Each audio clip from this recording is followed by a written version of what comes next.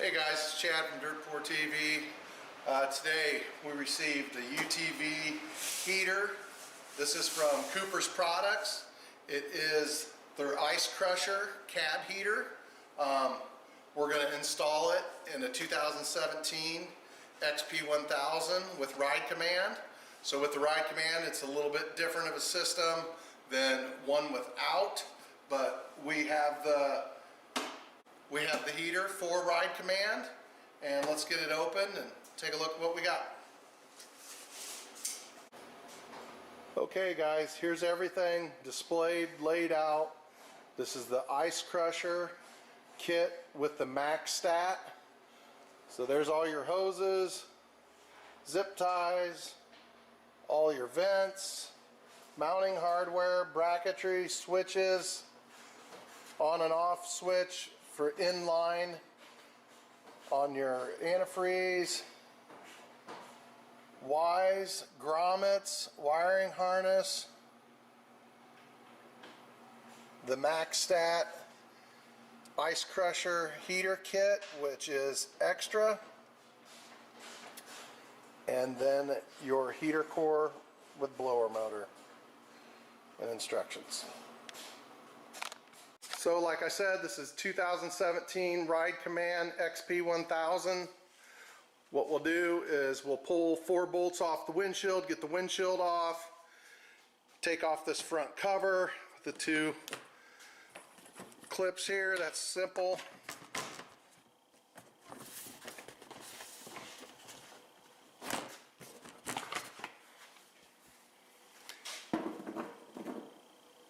And then, like I said, we'll get the windshield off, take these bolts out right here so we can get the front console pulled out. The seats, we'll get both seats out. We will get the center console removed. The heater goes all the way up underneath there, and your controls are going to be in this box. So you're going to lose this box for storage, but that's just what you have to sacrifice for heat. I'm good with it.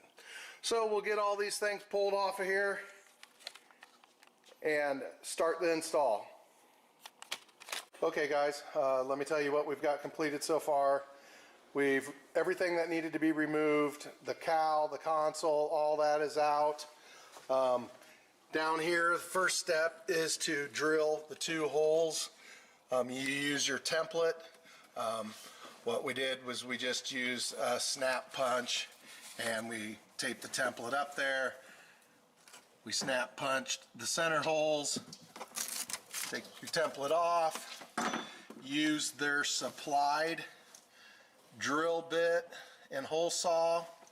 You're going to have a right angled drill bit. We were able to get through both of these. Now I'm going to end up putting on the grommet on both of these, and then we'll run the hose up from there. And it was pretty tight getting in there, and of course you have all this electrical. What I ended up doing was taking this piece of steel and I jammed it all the way up there to where it wouldn't cut any of my wires when I drilled through. Didn't have any problem once we had the steel in there, but I am going to tell you there's a lot of wires there, so be careful. Next, we are up front here, and basically the same thing. Got the template cut out. Get your snap punch, lay your template out, snap your hole here, and the same thing on the other side. Put another hole in there, and then now I'm going to drill these 2 out for the defrost vents. Make sure that you are not getting into any of the wires up underneath here. There's quite a bit, but where the holes are, we have a lot more room than we did down below on the console. So I'm going to drill these holes right now. You're going to use the 55mm supplied hole saw, and you're going to drill through your marks. Now make sure there's nothing up underneath here that you're going to drill in, which there isn't.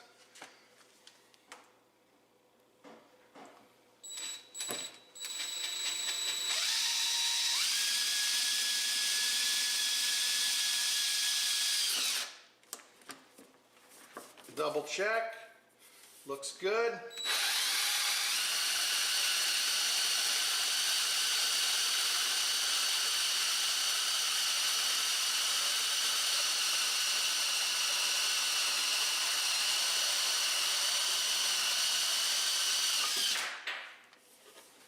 There's one down. Now we'll drill the driver's side, making sure there's nothing underneath here.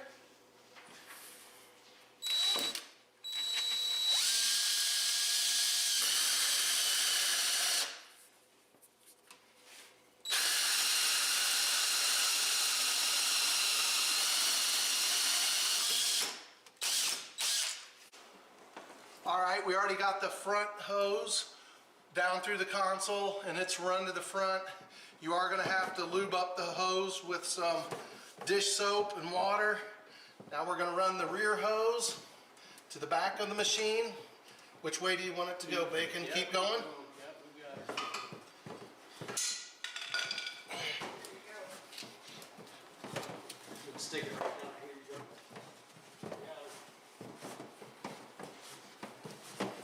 So make sure you have it lubed up because that really makes a difference.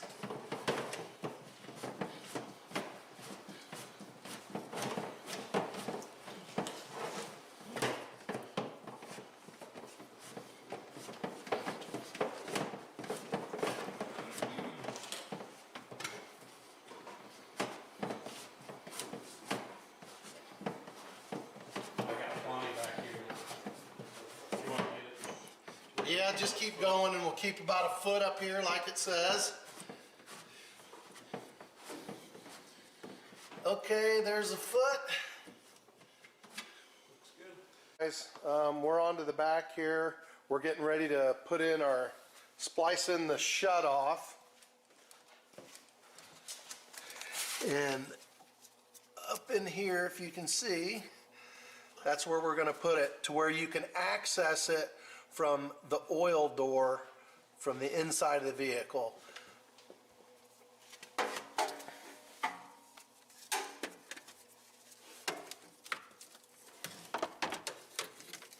That's not really going to work very well.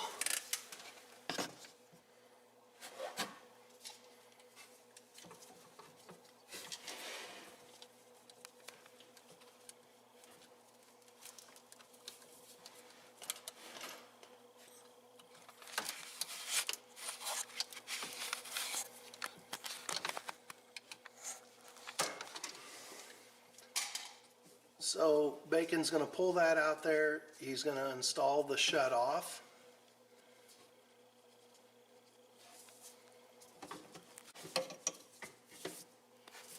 So he has the shut off on one side.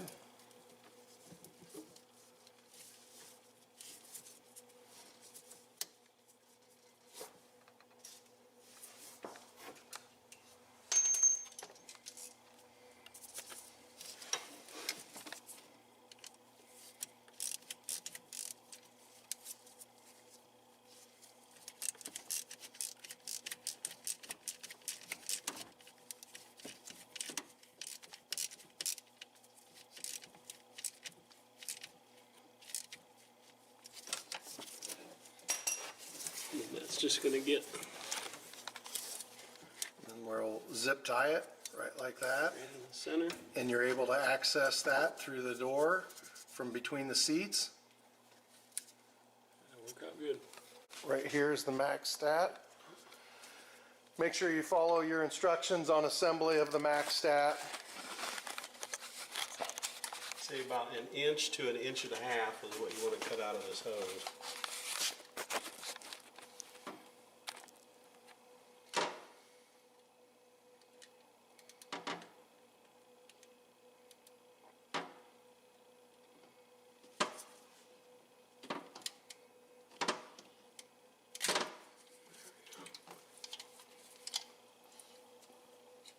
We have some clamps on the radiator hose right now so we don't lose all of the fluid.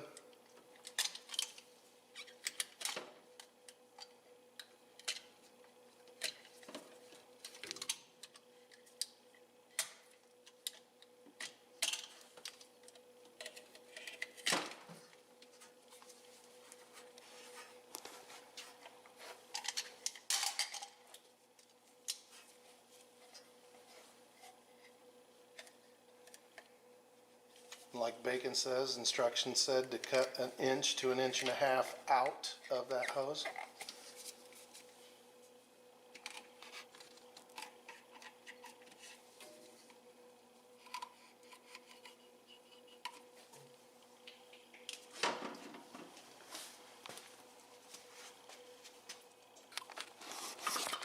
Make sure that your brass fitting is on the top.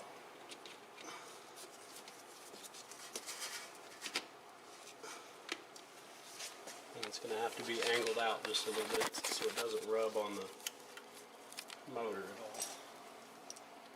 We'll readjust this once we get it all stuck together.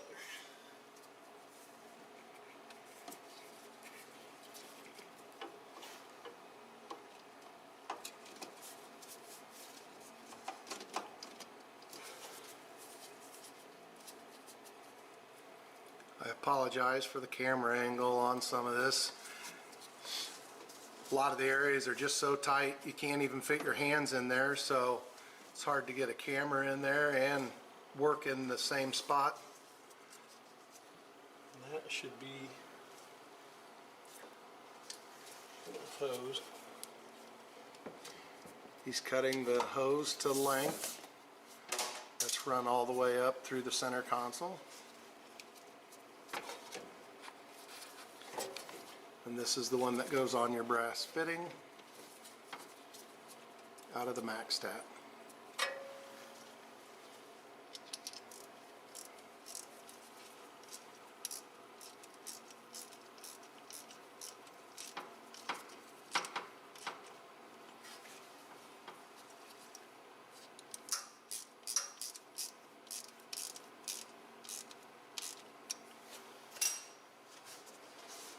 That's it.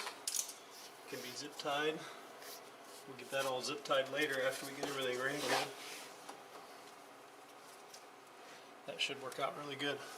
We're working on the hose going to the front right at the moment. We're figuring out how to put the Y connection in here. And cut 1.5 inches out of this hose. We're gonna get it marked. Right there in that flat spot. It's going to be pretty good. Uh-oh. Don't fall out. So let's start there. Roughly 1.5 inches. A little far. But, right there? Yep. There you go. That's about where we're going to cut.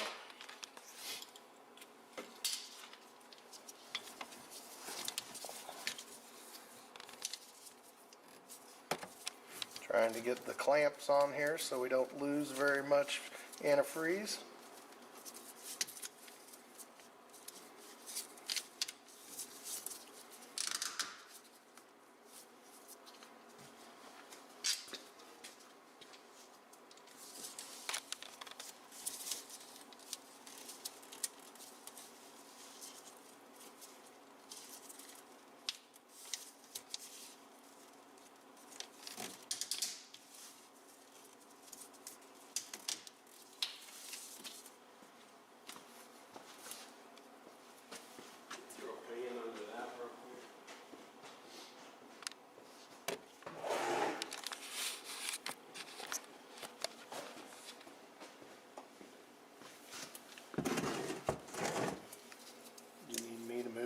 Get in from this side. Actually, I think I can cut it easier from the top.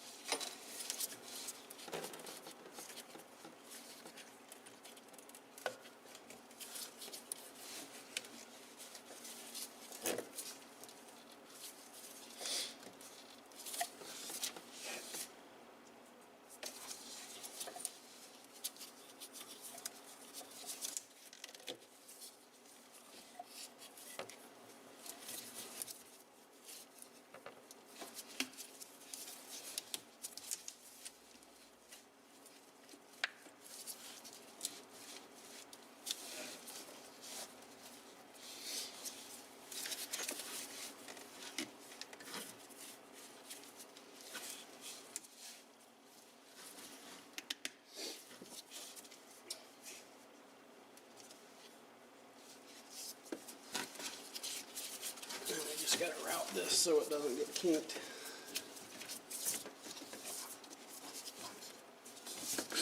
And that is the hose going through the floor. We're shortening it up, but don't shorten it up too much so it gets kinked in there.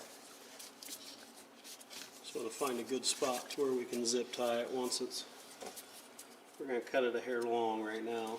And then we'll figure it out.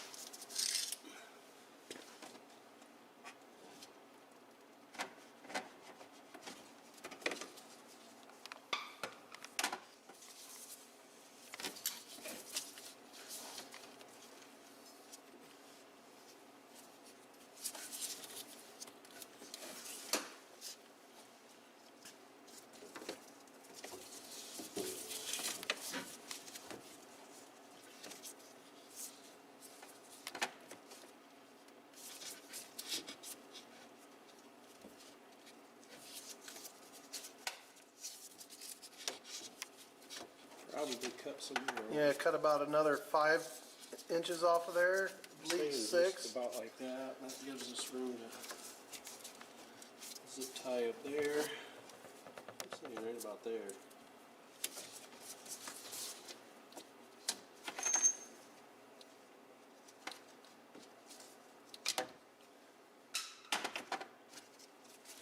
You got a clamp.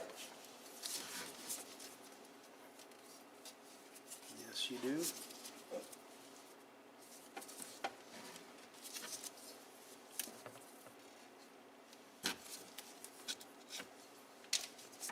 can see that runs up to the top, away from the shock.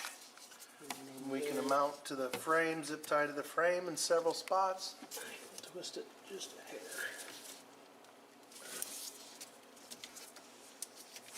To the frame.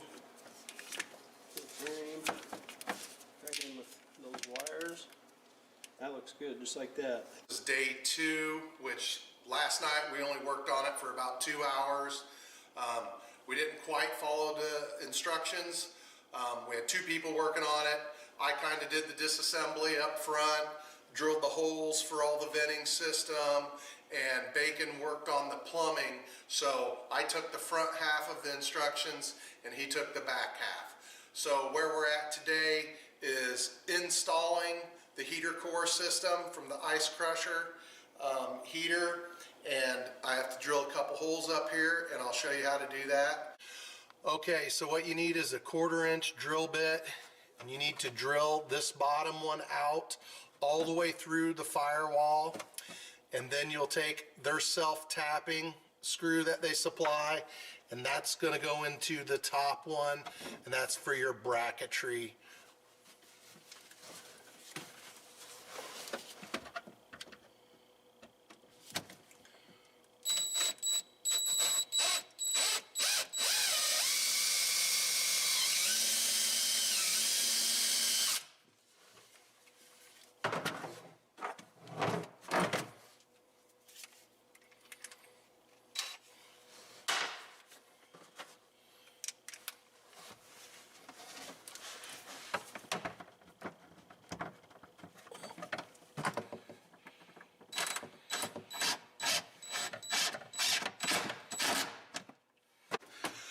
Okay, so now we need to remove this glove box. There is a Torx out here on the front that attaches to the back, and then also if you have Ride Command, you have your plug-in for updates, so you'll have to remove that too and find somewhere else to mount it, but I'll show you up front here where that Torx is.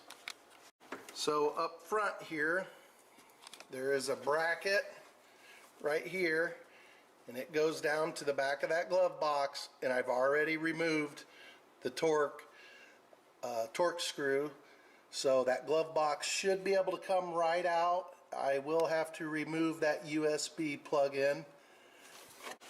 So now I'm inside here, and I'm going to wiggle it. There, that came out. There's a grommet here for that USB, and it should come right out. On the back of this, there is also your light, which is your floorboard light. Okay, so to get this LED light, you kind of have to squeeze these pins, I guess they're more like tabs, together, and then push up, and it'll come out of the box of the back, and there you go. Okay, so there is a little bit of assembly on the heater core. This piece right here slides on and off. You end up taking the two bigger screws, I believe they're 10s, number 10s, and you'll put one in here, then take your caps, and then take the smaller screws and put two in each one of these caps, and that secures it. And then also make sure, if you have the plugs in here, take your plugs out, remove those plugs. Then also, when you get this in there to assemble it, it's going to sit like this. This is going to be the front of the vehicle. And those screws, or I'm sorry, the firewall that we drilled out, the bottom one is the one we drilled completely out. And it's going to go like this. So the bottom one that we drilled out through the firewall, and then the self-tapper is going to go through this one. And then once we get in there, we have to mark these two. They go through the glove box, and I'll get that up in there later. And then you want to take your long carriage bolts, feed them all the way through to the other side, and put your nuts on, and then we can assemble this as a unit inside there. I'll get in there, we'll get it somewhat assembled, and we'll show you what it looks like. We've got the heater core system in here, kind of show you what we've done here. Open up that door and you can see in here. So what we have is, we have the heater is mounted. We have the hoses are clamped down. We have the bracket that is in place. Up here it is attached to the glove box. We also have the LED light plugged in. All of those things working back in that tight space. It was tough, but take your time and you can get it done. Where I'm at right now is I'm going to cut all of the pieces for the duct work, and I need to get it wired up. I'll probably wire it first to make sure the blower motor works and the switch housing works. Make sure you use soap or some sort of lubricant to get these onto the Ys. Actually, the Ys are kind of sharp. I took a little bit of a sanding block, you know, that you sand in your house on the walls, and I ended up just going around all three sides of every one of the Ys, and then I was able to just put a little bit of soap, a little bit of water, and the pipe slid right on. Another thing is these vents, they come apart, and you have to have them apart to fit them in the hole. And it works really well once you get them apart, but the big ones that are in the center, they come apart really easily, okay? These other ones, they're kind of difficult to get apart. Two of them I was able just to twist and they came apart. So we're literally down to the last bolt. The driver's side's easy. This one's right here. It's easy to get to. Now this is my USB port that I talked about earlier that was inside the box. We ended up just moving it over here, stuck it up right in there, so now I can do my updates on my maps and everything. I thought it looked better there than just being tied up underneath the hood or hanging down below. Here is the heater installed.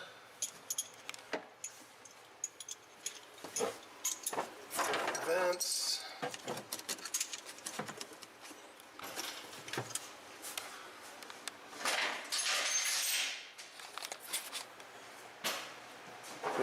both defrost vents up top.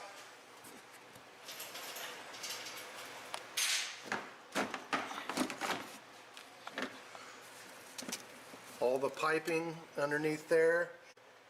We're gonna get it fired up here and purge the system for air. Okay guys, we've went through one complete heat cycle. The antifreeze into the motor, when we started it up, it warmed up, and then the thermostat opened in the motor, so then it cooled down. Then once it got warm, it opened the thermostat, which is your max stat, which started to allow antifreeze to flow up the tunnel here to get to your heater core. And we let it run, got up to 190 degrees. The fan kicked on. We let it run till the fan shut off. Once the fan shut off, we shut the vehicle down. Here we go with heat cycle number 2. I'm going to start it up. I'll put my hand on the throttle so we can speed it up, get it at a fast idle. We'll raise up the temperature a little bit quicker too, and it will also circulate the antifreeze a little bit better. 185, the fan turned off. We're going to shut everything down. We're going to let it cool down completely, and then we'll check the coolant level to see how we are. We were getting good hot air out of the ice crusher fan. I think we're really close, guys, to getting this thing done, purged of air. If I have any problems or anything, we're going to crack that plug back there on the motor. Other than that, things are looking really good. Let's let her cool down and see where we're at. Okay, I just got back from a ride in this side-by-side. On the third heat cycle, we had no heat coming out of the ice crusher. I thought we had it, but there was no heat, so there had to be an airlock somewhere. I let it cool down, then I cracked the bleeder screw on the engine in the back, which I don't know if you guys know about this, but I'll show you.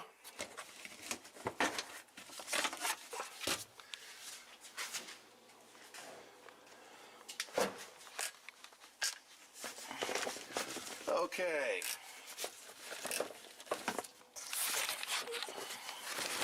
Right back here, you have your exhaust pipe coming out of the manifold, and off to the left, I'll stick the camera back there, I don't know if you'll get to see it, there is a 8mm screw.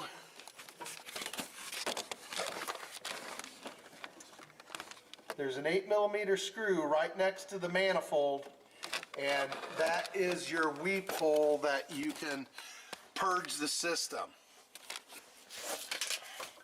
So I cracked it, and very little air, if any, came out. So I knew I was close. So what I ended up doing was I topped off everything out front, the reservoir, topped off the antifreeze. So I just went for a little ride.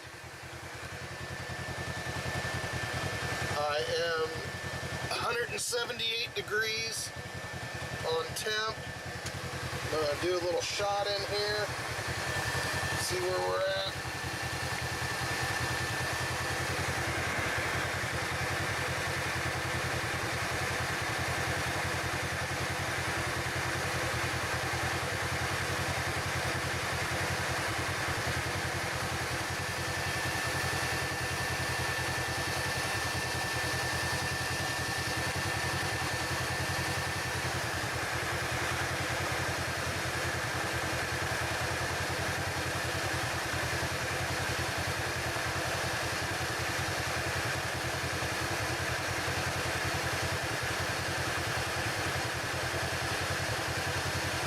To hold it steady and the camera, but I'm getting the 145.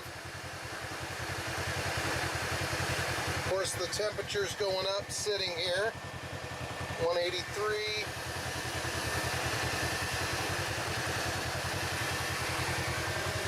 So I just saw 149.9. I took it out and it did get up to temperature around 170, 180 degrees is all the XP would get up to temp tonight. It's very cold here. I really couldn't get it into the 180s, 190s, but I was blowing hot air. The hardest part we had today was getting the air out of the system. I know they did say that you should prime the system with the garden hose, and that's what that little nipple that they gave you was for. I never did find anywhere in the instructions what that was for, but I figured it out later. Maybe we should have primed it, but we didn't prime because we clamped off all of the hoses and we didn't lose hardly any antifreeze. So it took about a little over a quart of antifreeze to fill the whole system. It's really nice having the vents right there in the center. They'll keep your midsection warm. And then you have the ones down by your feet. And another thing about this system is it uses the air, so it recirculates the air from inside the cabin, so it's not always having to use the outside air and heat that up. Overall, the system is really nice and it fit in here pretty good. When I mean pretty good, it was tight. I'm not gonna lie to you. Hooking up the hoses and getting your fingers back there, it was difficult at times. But hooking up the hoses running from the motor to the heater core, though, that was no problem. Just drilling some holes, running some lines, zip tying some hoses, installing the Y up front here, which is right down there. No big deal, simple. In back,